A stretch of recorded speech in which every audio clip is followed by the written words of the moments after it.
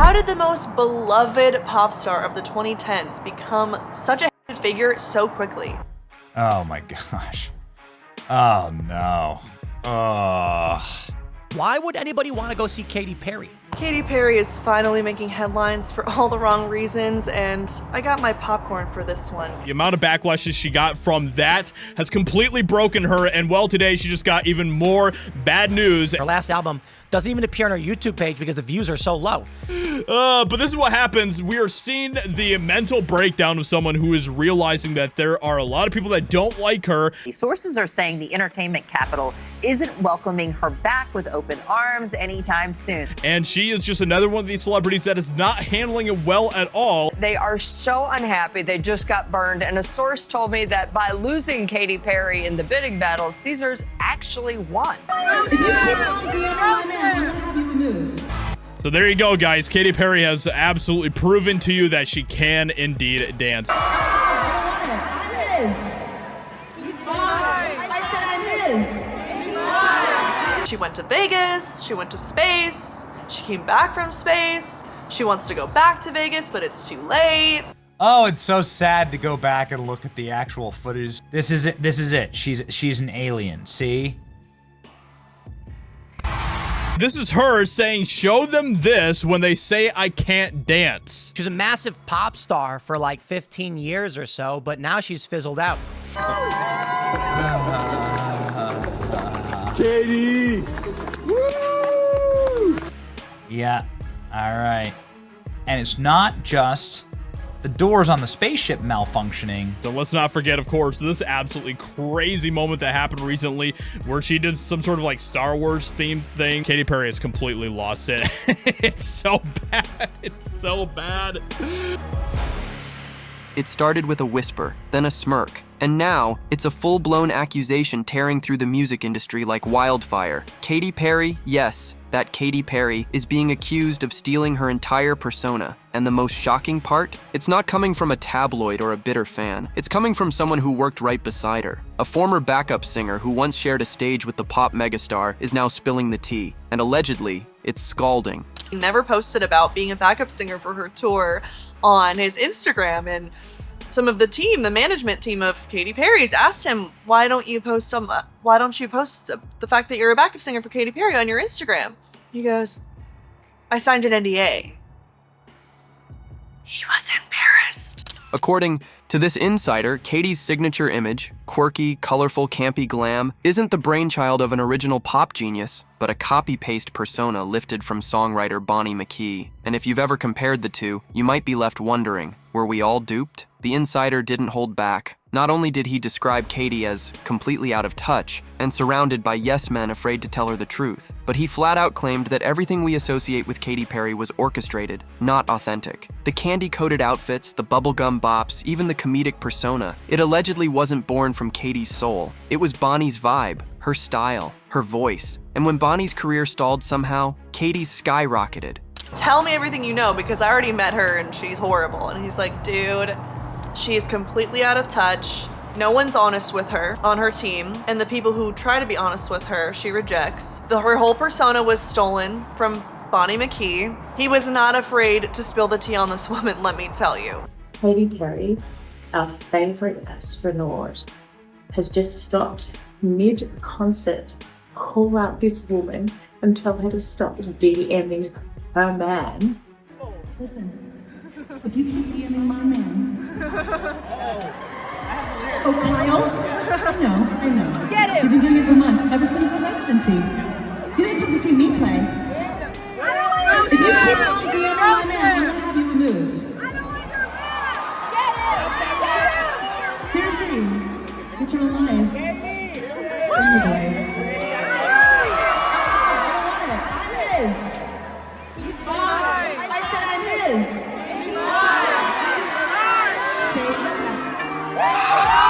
This isn't just petty gossip, it's a full-on identity crisis. Because if this claim is true, we're not just talking about creative influence. We're talking about industry-level theft. A persona borrowed and broadcast to the world as original, while the real muse was sidelined. And it raises a haunting question. How much of Katy Perry's success was really hers to begin with? But here's where it gets darker. This insider says he tried to be honest with Katy. He told her one of her albums felt different, and she reportedly shot back, "Well, it's not for you."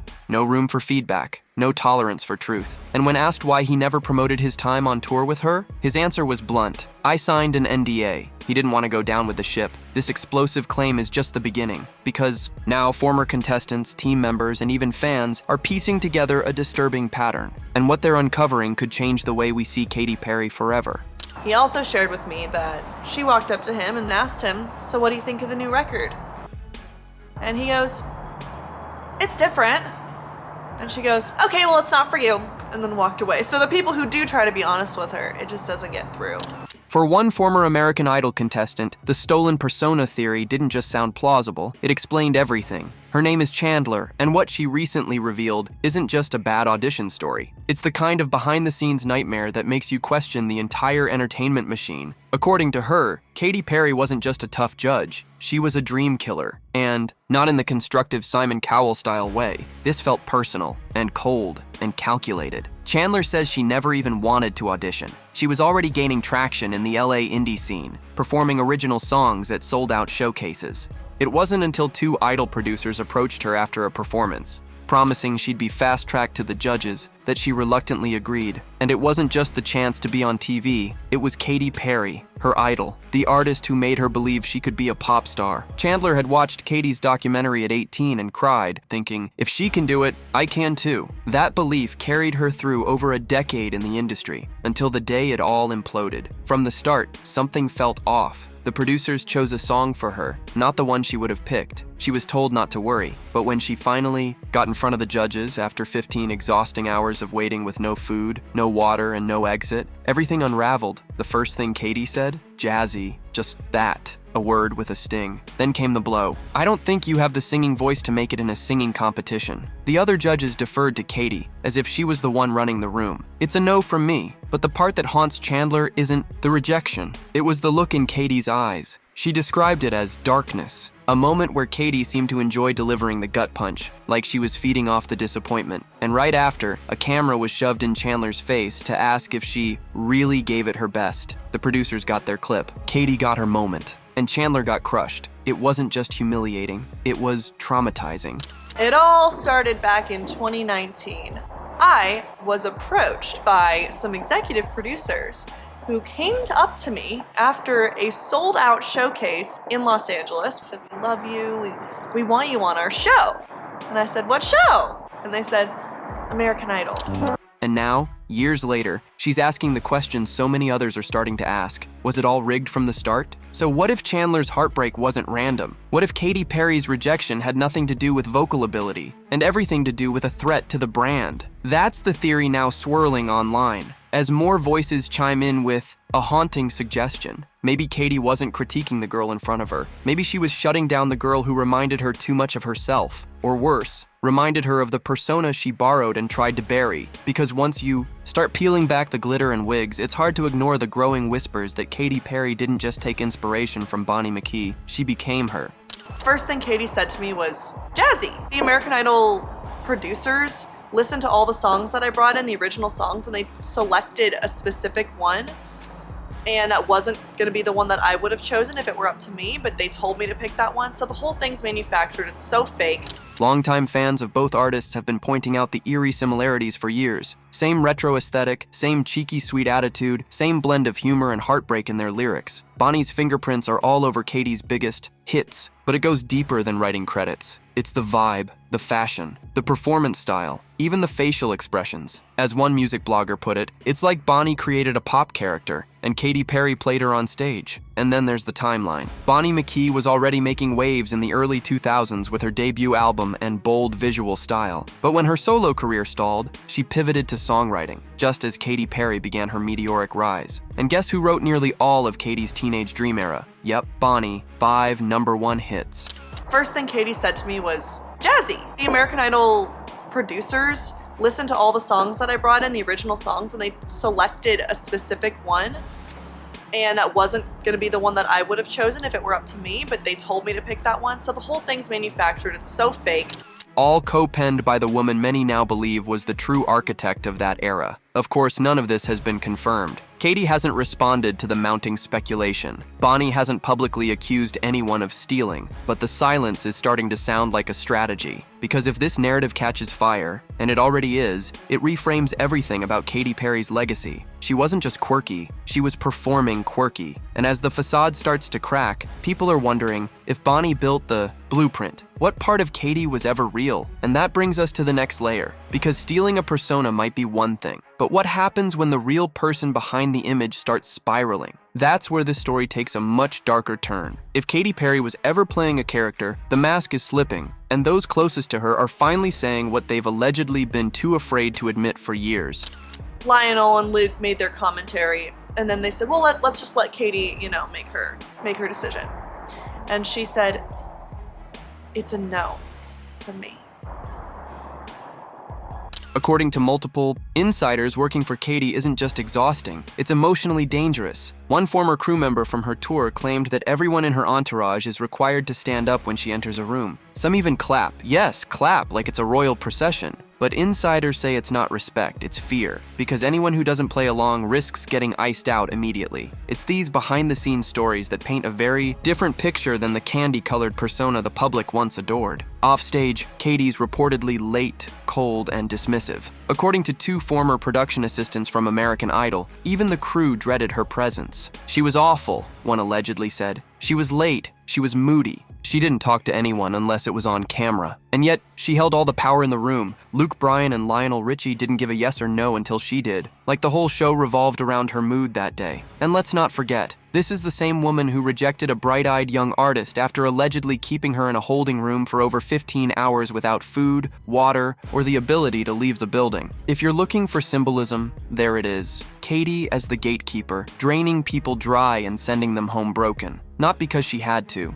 but because she could. Even her former backup singer, yes, the same one who accused her of stealing Bonnie McKee's style, described her as completely unreachable. According to him, her team is full of sycophants, and anyone who tries to be honest with her gets shut down. When he dared say her new album was different, she snapped, "Well, it's not for you," and walked off. That kind of dismissive energy isn't diva, it's delusional, especially when you realize this is someone whose career is visibly sputtering. Which brings us to the Las Vegas implosion. Because Katy Perry wasn't just burned out, she was burning bridges. And the collapse wasn't subtle. The glitter started peeling in Las Vegas. At first, the headlines were subtle. Phrases like underwhelming ticket sales and mixed reviews. But behind the scenes, Katy Perry's Vegas residency wasn't just a flop, it was a financial catastrophe. Resorts World reportedly lost money on her shows. Think about that for a second. A brand new hotel and casino in Las Vegas, built for spectacle, couldn't turn a profit on one of the most recognizable pop stars of the last 20 years. That's not just a bad booking, that's a brand in free fall.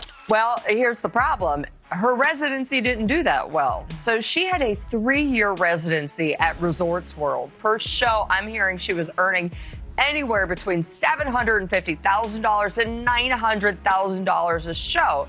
Now, the first year it did all right. The second year met, and the third year they lost money. And I'm hearing that the show itself was supposed to be whimsical. It had giant toilets, dancing mushrooms, and sets made to look like a cartoon fantasy land. But according to fans who attended, it felt off. One reviewer called it unsettlingly robotic. Another said it had rehearsal energy. And the most consistent feedback? It didn't feel like Katy was present. She was phoning it in, coasting, going through the motions. The same woman who once bounded across the stage in cupcake bras now looked like she'd rather be anywhere else. And here's the eerie part. The persona she was performing, the kooky, campy Katy of teenage dream fame, no longer fit. It was a character from a decade ago, suddenly resurrected in a world that had moved on. Audiences weren't just bored, they were confused, and maybe a little embarrassed. Like watching someone wear their prom dress to a board meeting. Nostalgia turned cringe. There was even a bidding war for her residency between Resorts World and Caesar's Palace. Caesars lost that war, and probably ended up grateful they did. Because while Katy was being paid up to $900,000 per show, the numbers didn't justify it. Not in ticket sales, not in merch, not in buzz. The girl who once ruled pop was now struggling to fill a theater in the city of excess. And it gets worse.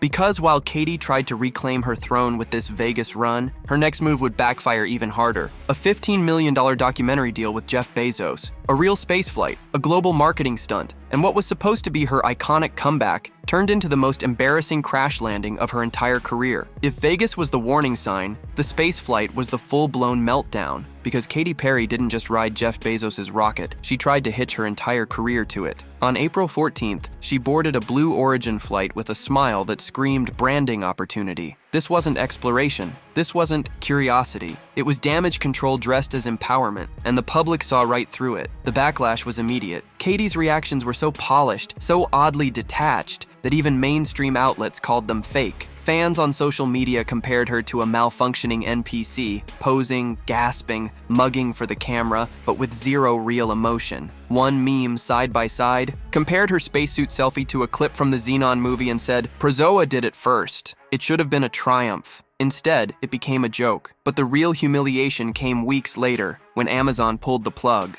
What was supposed to be a 4-part documentary on Prime Video, complete with exclusive footage and a custom song inspired by her spaceflight, was scrapped, gone, canceled, fired. Her last album bombed miserably. She's being fired from Vegas. Nobody wants to watch her residency. Her tour is bombing. And now she's got some, I think it's a stunt. Her bra popped off on her show, but I don't really care all that much about Katy Perry. Katy Perry, reportedly set to earn $15 million from the project, was booted from her own redemption arc. And the reason? According to sources close to the production, erratic behavior, negative press, and poor public perception. In other words, the stunt backfired so badly that Jeff Bezos didn't want her anywhere near his rocket anymore. That's when the narrative shifted. Katy wasn't a brave artist reaching for the stars. She was an aging pop star using a billionaire's space toy to claw her way back into relevance. And when Amazon dropped her, she cried foul, allegedly claimed sexism, discrimination. But behind closed doors, insiders say Bezos' team had warned him, she's not worth the risk, not anymore. Even worse, she reportedly begged them to change their minds, pleaded to stay in the documentary, pitched her own spin-off featurette. Nothing landed. And now, with that door slammed shut, Katy is trying to salvage what's left by turning the experience into a concert gimmick. Space-inspired set designs, she teased for her Lifetimes tour, because if she can't sell tickets with hits, maybe she can do it with holograms of herself floating in zero gravity. But here's the thing, the public isn't buying it. The rocket didn't take her career to the stars. It blasted her straight into irrelevance and lit the whole illusion on fire. By now, Katy Perry's carefully polished persona had taken a serious hit, but nothing prepared fans for what happened on stage. During one of her Lifetime's tour stops in Nevada, the music cut, the lights dimmed, and then Katy did something no one saw coming. She stopped the concert mid-set, crouched down at the edge of the stage, locked eyes with an audience member, and let loose a tirade that stunned the entire room. "I know why you're here," she said. "If you keep DMing my man, I'm going to have you removed." Just like that, in front of thousands, she called out a fan for allegedly messaging Orlando Bloom on social media. And suddenly, the performance wasn't theatrical, it was personal, and it was unhinged. The clip went viral within hours. At first, people thought it had to be a bit, a scripted skit, some exaggerated moment of pop diva drama. But no, it was real. You could hear the edge in her voice, the tension in the silence, the stunned murmurs from the crowd. She wasn't acting. She was losing it. And while Katy framed it as a wife standing up for her relationship, the public saw something far more raw, a woman unraveling under pressure, blurring the lines between performer and person. And what made it worse? The timing. Her residency had flopped. Her music was tanking. The space documentary had been yanked. And now, she was publicly confronting fans over her husband's DMs. People didn't see a pop star. They saw a cautionary tale. Critics pointed out that if Orlando Bloom, an A-list actor with decades of fame, was actually bothered by the messages, he could block the sender himself. But Katy wasn't just defending her man. She was asserting control, trying to reclaim dignity in the most chaotic way possible. And in doing so, she looked more insecure than empowered. It's also, of course, Katy Perry's eye. Don't ask too much about it. Don't ask too many questions, ladies and gentlemen. Otherwise, well, you have to take a good, hard look at some of the things that Katy Perry's been promoting.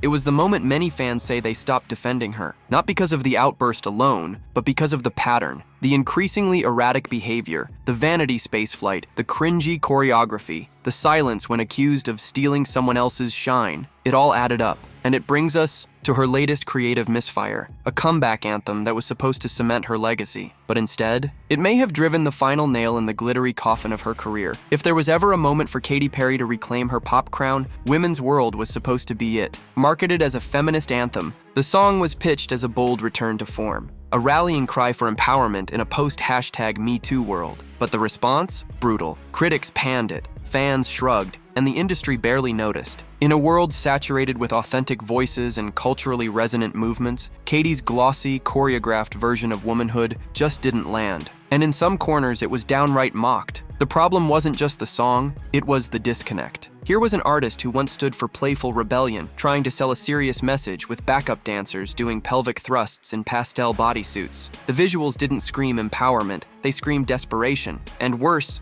the whole performance felt performative, like a parody of feminism designed by someone who hadn't actually evolved with the culture. The backlash was swift. Commentators called the track tone-deaf, outdated, and awkwardly hollow. Collider flat out labeled it Katy Perry's worst track to date, and the timing made everything sting more. Coming off the heels of her failed space documentary, her Vegas implosion, and a viral fan confrontation, Women's World felt like the final swing in a long line of misfires. Even some of her most loyal fans started pulling away. On Reddit and TikTok, threads popped up dissecting her downfall, comparing her to other once untouchable pop icons who failed to adapt. Some blamed her team, others blamed ego, but many pointed to a core truth. Katy Perry had stopped feeling real a long time ago, and perhaps most damning, the very communities the song was supposed to uplift weren't buying it. LGBTQ+ fans, who once championed her every glittery move, said the track felt calculated. Young feminist voices called it corporate feminism in a can. It wasn't brave, it was branded, and people could smell the marketing a mile away. Instead of rewriting the narrative, Women's World became a meme, a punchline, a sad echo of a pop star who once had her finger on the pulse but now couldn't find the beat. And just like that, the culture moved on, without her. For years, Katy Perry was the pulse of pop. She wasn't just charting, she was shaping the culture. But now, it feels like the culture left her behind, and not quietly. You are seeing the signs of her not handling any of this very well, okay? Look at this. This video is absolutely crazy, and this just shows you that Katy Perry has completely lost it, guys. She has completely lost it, and it is, you can see it just like in real time. The same audiences who once screamed her lyrics at festivals are now rolling their eyes. Her stunts feel forced, her messages feel recycled, and her every attempt to reclaim the spotlight is met with a chorus of indifference, or worse, mockery. It begs the question, how did the biggest pop star of the 2010s become a punchline in 2025? The answer might be simpler than we think. Katy Perry didn't evolve, she repeated. She doubled down on a formula that once worked in a different era, expecting the same results in a world that had fundamentally changed. But pop culture doesn't wait, it reinvents. It rewards authenticity. And when Katy tried to plug back into the machine with glitter and gags, it just didn't connect. Even her pivot back to the teenage dream aesthetic felt hollow. Not nostalgic, not celebratory, just outdated. She wasn't reinventing herself, she was recycling herself. And the fans noticed. They wanted growth. What they got instead was Katy in a tin can spacesuit talking about empowerment while delivering choreography straight out of a cartoon fever dream. Worse still, younger artists arrived with realness, vulnerability, and voices that sounded like this generation. Olivia Rodrigo, Doja Cat, Billie Eilish. They weren't playing characters. They were the story. Katy's persona, once groundbreaking in its bold weirdness, now felt like a costume. And the longer she wore it, the sadder it looked. Social media only amplified the shift. The platforms that once made her a queen of viral visuals now became arenas of critique. Every performance, every quote, every attempt at reinvention was dissected in real time. And the verdict was consistent. We've seen this before, and we're not impressed. The irony? Katy always wanted to be ahead of the curve, a trendsetter, a cultural lightning rod. But somewhere along the way, she stopped leading and started chasing. Chasing relevancy, chasing clicks, chasing a version of herself that maybe was never fully hers to begin with. And that brings us to the million-dollar question, maybe the only one left worth asking. So now we're here. A pop icon once hailed as the queen of bubblegum rebellion, reduced to erratic stage rants, failed brand deals, and whispers of identity theft. And maybe that's the real tragedy of the Katy Perry saga. Not the canceled documentary, not the tanking tour, not even the alleged stolen persona, but the fact that no one seems to recognize her anymore, including perhaps Katy herself. The woman who once gave us fireworks and fantasy now feels like a stranger in her own spotlight. Her music can't keep up. Her performances feel haunted. And every move reeks of someone clinging to a version of fame that no longer exists. It's not just that the culture evolved, it's that Katy didn't know when to let go, when to retire the character, when to finally step off the carousel and show us something real. And maybe that's what makes the Bonnie McKee accusation so chilling. Because if what insiders say is true, if the Katy Perry persona really was a curated blend of borrowed magic and brilliant marketing, then what happens when the mask no longer works? What's left underneath? A visionary artist who lost her way? Or a pop machine with no operating manual, short-circuiting in public? The fans aren't buying the act anymore, neither is the industry. And if Amazon, Jeff Bezos, and an entire studio walked away from a $15 million investment mid-project, how long before the rest of her team follows? Or are they already quietly looking for the exits, one NDA at a time? And yet, this isn't just about Katy. It's about the culture that built her up and is now watching her come undone. It's about what we expect from our pop stars: authenticity, evolution, vulnerability, and what happens when they give us illusion instead. So here's the final question.